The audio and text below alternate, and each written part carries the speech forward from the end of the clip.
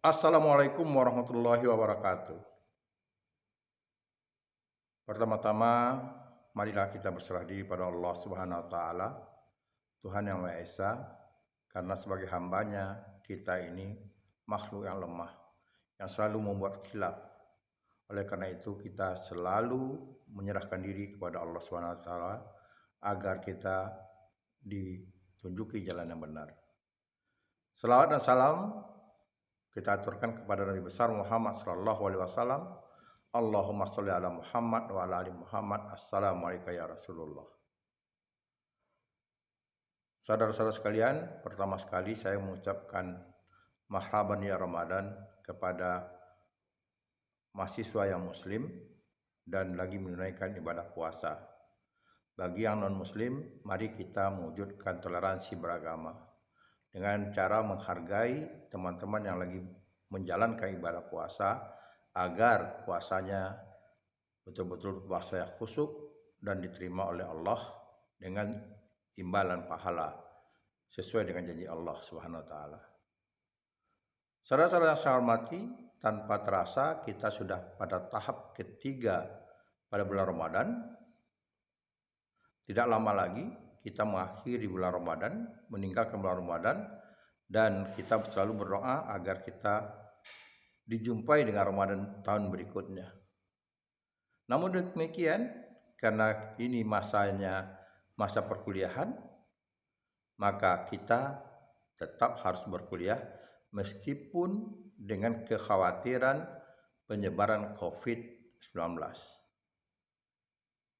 Dengan sistem yang dibuat oleh pihak fakultas atau universitas, mudah-mudahan kelemahan-kelemahan dari sistem perkuliahan ini dapat perlahan kita atasi sehingga hasilnya maksimal sesuai dengan apa yang saya harapkan dari rancangan perkuliahan kita. Baiklah saudara-saudara sekalian, kali ini kita bicara majalah sekolah. Sementara masa sekolah yang jadi objek tempat Anda PKL, siswanya pada mulai masuki libur bulan puasa, libur menyambut bulan Ramadan, Hari Raya Idul Fitri. Bahkan beberapa sekolah sudah tutup. Dan pada bulan Ramadan ini juga tidak semua sekolah yang buka. Bagi yang ada mahasiswanya yang COVID, otomatis ia memberlakukan sistem pembelajaran yang lalu, yaitu sistem online. Namun demikian, karena meskipun ketidakserasian jadwal perkuliahan Anda dengan sekolah, program perkuliahan majalah sekolah ini tetap harus berlangsung. Nah, sebagai orang yang membina majalah sekolah, orang yang ingin menggerakkan majalah sekolah agar setiap sekolah pada tingkat SMTP pada tahun ini itu lebih bergairah lagi, lebih hidup lagi, dan Anda salah satu di antaranya sebagai mahasiswa yang mengambil mata kuliah sebagai motivatornya, yang menggerakkannya, dan semoga sekolah-sekolah juga melihat bahwa majalah sekolah itu sangat penting sebagai media publikasi dan dokumentasi dari sekolah, bahwa Anda tentu tidak bisa pasrah begitu saja dengan kondisi yang ada. Dalam dunia jurnalistik, kita mengenal namanya, ada peliputan yang seremonial. Ya, artinya kegiatan itu sudah ada dan Anda publikasikan. Tapi ada yang bentuk publikasi yang hasil dari investigasi. Kita mencari, kita menggali sesuatu yang mungkin bagi orang sesuatu hal yang biasa, tapi ketika Anda investigasi, Anda kemas sedemikian rupa, maka dia akan menjadi sebuah publikasi yang menarik. Dan bentuk-bentuk sistem penyampaiannya juga beragam-ragam. ada yang bentuk wawancara, ada bentuk reportase, ada bentuk liputan dan sebagainya. Nah, lalu bagaimana dengan suasana yang libur ini? Ada beberapa momen yang dapat Anda gali, Anda liput, dan itu perlu pengertian pihak sekolah, baik itu dari kepala sekolah, guru, maupun siswa di akhir Ramadan ini. Yang pertama, berkaitan dengan kegiatan rohani, berkaitan dengan kegiatan keagamaan, bahwa pada akhir Ramadan umat Islam membayar zakat. Dan bagi sekolah-sekolah yang peduli dengan membangun solidaritas itu, ada kalanya dari siswa atau inisiatif siswa atau guru menghimpun zakat dari para siswa. Kalau seandainya sekolah itu menghimpun zakat fitrah, lumayan banyak jumlah zakat yang dapat dikumpulkan, baik berupa beras maupun berupa uang. Dan ini biasanya diperuntukkan bagi fakir miskin yang ada di lingkungan dan anak yatim yang ada di lingkungan. Anak yatim piatu yang kita kategorikan fisabilillah, dan dia layak menerima zakat. Nah, jika ada hal ini, atau misalnya memang ini belum pernah ada kemungkinan kegiatan ini dapat diadakan oleh pihak sekolah. Nah, oleh karena itu Anda bisa meliputnya, mengeksposnya. Di samping itu, berkaitan dengan anak yatim piatu, ada juga sekolah-sekolah yang menghimpun dana solidaritas. Karena fakir miskin, anak yatim itu merupakan tanggung jawab kita yang mampu. Jadi ada kegiatan-kegiatan sosial dari pihak guru atau OSIS yang menghimpun dana, apakah sumbangsi, yang akhirnya diserahkan kepada para siswa yang sudah yatim piatu dan fakir miskin, agar ketika fitri sama-sama merasakan kegembiraan itu.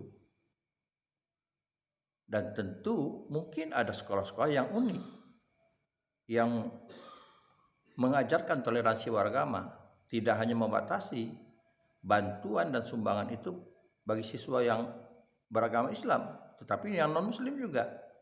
Karena yang yatim piatu juga dalam agama Islam tidak diajarkan bahwa itu harus muslim. Yang namanya yatim piatu itu tanggung jawab kita sebagai manusia juga, sebagai makhluk sosial, memberantas kemiskinan, dan itu dapat diberikan contoh dari sekolah-sekolah. Itu aspek kedua. Apakah itu sudah berlangsung? Memang sudah ada di sekolah? Atau baru pada tahun ini ide itu muncul? Nah, ini merupakan nilai positif bagi sekolah dalam membangun rasa sosial sesuai dengan Pancasila. Di samping itu, berkaitan juga dengan Lebaran tahun ini bertepatan sebetulnya dengan 2 Mei, Hari Pendidikan. Lebaran itu bertepatan dengan May Day, 2 Mei, Hari Pendidikan. Artinya ada 2 semangat. Sebetulnya puasa itu melatih, mendidik kita agar kita juga merasakan kelaparan yang di hari-hari dihadapi oleh para fakir miskin. Sehingga Islam itu mengajarkan bagaimana kita bisa mengendalikan hawa nafsu, membangun kepribadian kita. Dan wajar apabila hal itu sudah ditempuh, 1 Syawal kita merayakan Hari Raya Idul Fitri. Dan ini juga Idul Fitri itu hari kemenangan. Nah, hari kemenangan itu mungkin saja ada teman-teman yang non-muslim merayakannya atau mengucapkan hal seperti itu. Nah, kenapa tidak kita membuat konten dari pihak sekolah mengucapkan Idul Fitri? Persoalannya, hari orang sudah libur. Apakah bisa? Bisa. Yang penting kita mau, pihak sekolah mau. Orang-orang yang kita wawancarai untuk mewakili sekolah mengucapkan selamat Idul Fitri itu dapat mengirimkan videonya. Dia bisa membuat video di mana saja, di rumah, di taman. Itu yang kita edit, itu yang kita gabungkan. Konsepnya yang kita perlukan. Bagaimana mengaturnya, mana yang wajar didahulukan, mana yang tidak wajar, mana yang wajar diucapkan, dan mana yang tidak wajar. Itu perlunya yang namanya editing, mengedit. Redaktur itu gunanya seperti itu. Filternya. Dan tidak banyak sekolah yang mempublikasikan masalah mengucapkan hari-hari besar itu. Sebagai bentuk membangun solidaritas. Ingat, negara kita ini negara yang menurut beberapa pakar persoalan solidaritas itu, persoalan kerukunan beragama itu, ada sebagian orang menganggap itu sudah mulai rusak. Nah, oleh karena itu sebagai pengelola majalah sekolah, baik pihak sekolah maupun pihak mahasiswa, mari kita bangun rasa solidaritas itu dengan menciptakan konten atau video yang berkaitan dengan majalah sekolah, yang berkaitan dengan hari besar. Kebetulan sekarang berkaitan dengan Idul Fitri. Dan kemudian terakhir, tadi saya katakan bahwa tidak mungkin kita membuat konten 2 Mei bertepatan hari raya.